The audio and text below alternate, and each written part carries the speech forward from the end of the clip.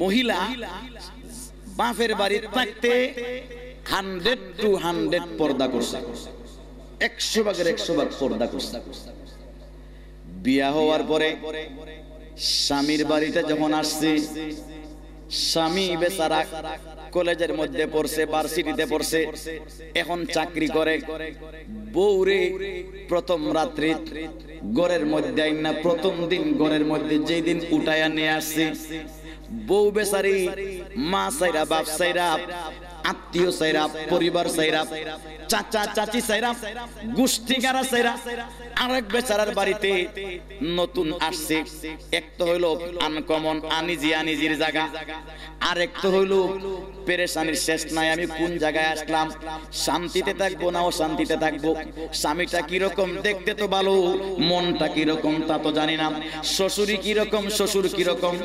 মহিলাটা এক তো হলো চিন্তার টেনশন, চিন্তা আর টেনশন, আর আরেক তো হইলো লজ্জা, লজ্জার কারণে মাথারে ডাক্কা রাখে, ডাক্কা এরকম ডাক্কা রাখে। আল্লাহু আকবার। আগের যুগে নতুন বউ না যে কোনো মহিলা রাস্তার পুরুষ দেখলে এরকম লুকাইতো, লুকাইতো না, এরকম লুকাইতো।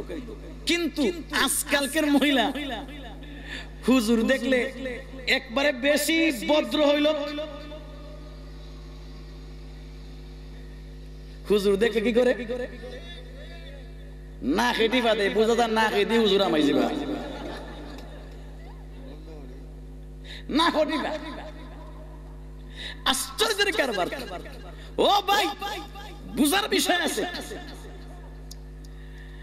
বেচারি ঘুমটা দিয়ে বইছে, এক তলে পেরেশান, আরেক তলে লজ্জা, এর মাঝে স্বামী বেচারায় পুরুষ একটা লইয়া কয়, এরে এরে দেখো আমার ফ্রেন্ড, স্কুলের ফ্রেন্ড, এটা কলেজের ফ্রেন্ড, এটা ভার্সিটির ফ্রেন্ড, এটা আমার কলিগ, এটা আমরা একসাথে চাকরি করি, উনি চাকরির বস, তাকাও না।